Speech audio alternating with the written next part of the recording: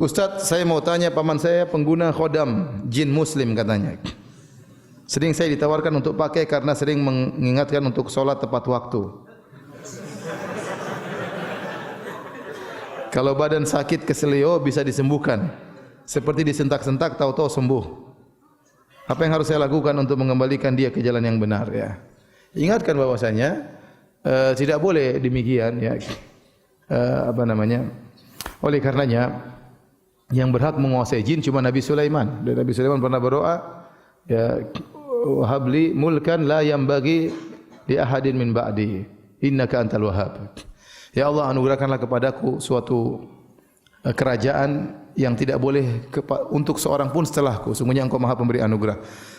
Oleh karenanya waktu Nabi sallallahu alaihi wasallam sedang salat, tahu-tahu ada jin ifrit mengganggu Nabi. Maka Nabi SAW mengatakan famakkani Allahu minhu, maka Allah membuat aku bisa menangkapnya. Maka Nabi pun mencekik jin tersebut sampai Nabi mengatakan aku merasakan dinginnya lidahnya atau liurnya. Nabi cekik dia. Kata Nabi, kalau bukan saya ingat, kemudian saya pun fadzakartu doa akhi, saya pun ingat doa saudaraku Nabi Sulaiman alaihissalam, yaitu ya Allah anugerahkan kepadaku kerajaan yang tidak boleh bagi seorang pun setelahku. Kalau bukan karena doanya Nabi Sulaiman, saya akan ikat jin tersebut di tiang di Masjid Nabawi sehingga pada pagi hari anak-anak bisa melihat jin tersebut. Jadi Nabi tidak bisa menguasai jin. Kenapa? Karena doa Nabi Sulaiman tidak boleh ada seorang pun menguasai jin kecuali Nabi Sulaiman alaihissalam. Makanya Nabi dalam banyak kegiatan, dalam perang Uhud, dalam perang Badar, Nabi tidak pernah pakai pasukan jin. Ya, padahal ada jin-jin yang masuk Islam. Jin mungkin sakti, tapi Nabi tidak pernah, karena tidak boleh bagi Nabi sallallahu alaihi wasallam. Yang boleh punya anak buah jin cuma siapa? Nabi Sulaiman. Yang kedua, Nabi Sulaiman waktu punya anak buah jin, mereka ditundukkan oleh Allah kepada Nabi Sulaiman. Tidak ada namanya pemberian mahar, tidak ada namanya kasih makan jin, tidak ada namanya ada syarat dan macam-macamnya. Nah, kebanyakan orang yang punya khodam-khodam ini pasti ada persyaratan. Contoh, saya punya kawan cerita, ya. Orang tuanya atau kakeknya punya keris. Keris itu sakti, tapi dia ada perawatan. Harus diinapkan, harus diinikan, harus dikasih apa. Ya, baru keris tersebut bisa berfungsi. Nah, saya khawatir orang yang punya khodam-khodam gini, dia pasti punya mahar atau pembayaran tertentu. Dan itulah nilai kesyirikan di situ. Ya.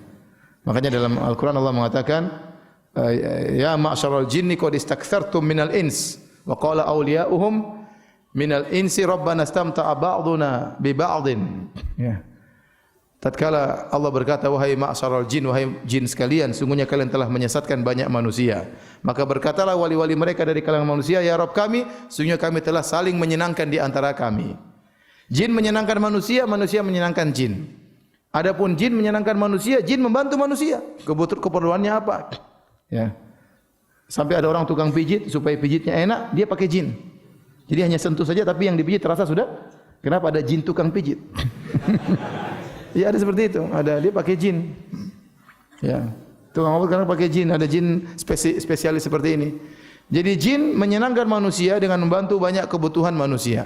Dan manusia menyenangkan jin dengan tunduk kepada persyaratan yang disyaratkan oleh jin. Dan itulah kesyirikan yang menyebabkan mereka masuk neraka Jahannam. Coba tanya, ini pamannya bisa punya khodam, gimana ceritanya? Ya, pasti ada persyaratan yang dia berikan. Wallahu a'lam bishawab. Ustaz, bagaimana hukum sesaji dengan alasan untuk memberi makan ikan dan hewan di laut? Ya. Sesaji kalau ternyata kepala kerbau, pertama, kenapa harus kepala kerbau? Ya. Terus kenapa harus kasih makan apa hewan? Hewan laut. Apakah mereka kelaparan? Saya khawatir orang tatkala menyembelih kerbau untuk diserahkan di lautan, itu ada keyakinan-keyakinan tertentu. Seperti yang kita dengar di sebagian tempat, karena untuk ruh, karena untuk jin, karena untuk penjaga lautan. Ya, kalau tidak dikasih sajian maka akan semakin parah. Dan ini terjadi. Punya keyakinan demikian. Bukan murni mau kasih makan ikan teri di lautan kemudian menyembelih apa? Kerbau kemudian lepas di lautan. Saya rasa bukan itu alasan. Itu cuma alasan yang dibuat-buat. Ya, lagi pula ini bukan agama. Ya. Kalau mau bersedekah bukan begitu caranya. Masih banyak manusia yang kelaparan. Saya takut ini hanya sekedar alasan-alasan. Tapi seandainya benar-benar itu hanya sekedar mau kasih makan ikan, yang enggak usah pakai ritual-ritual.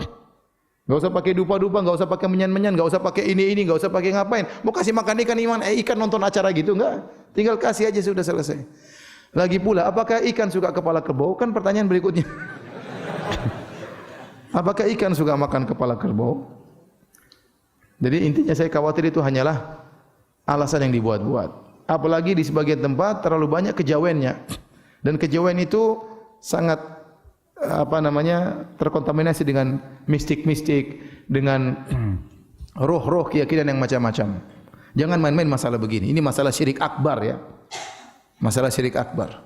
Semua hal-hal yang menyerempet kepada syirik mending kita jauhi. Seandainya benar-benar ini sedekah untuk Allah Subhanahu wa taala, untuk hewan laut, ya kita bilang ya itu mungkin cuma bid'ah. Karena ini ritual tidak pernah diajarkan oleh Nabi sallallahu alaihi wasallam. Tapi kalau ada keyakinan-keyakinan dengan sedekah ini akan menolak bala dan ini diserahkan kepada penjaga lautan, nah ini syirik akbar kalau begitu. Maka sebaiknya dijauhi. Wallahu alam bisawab.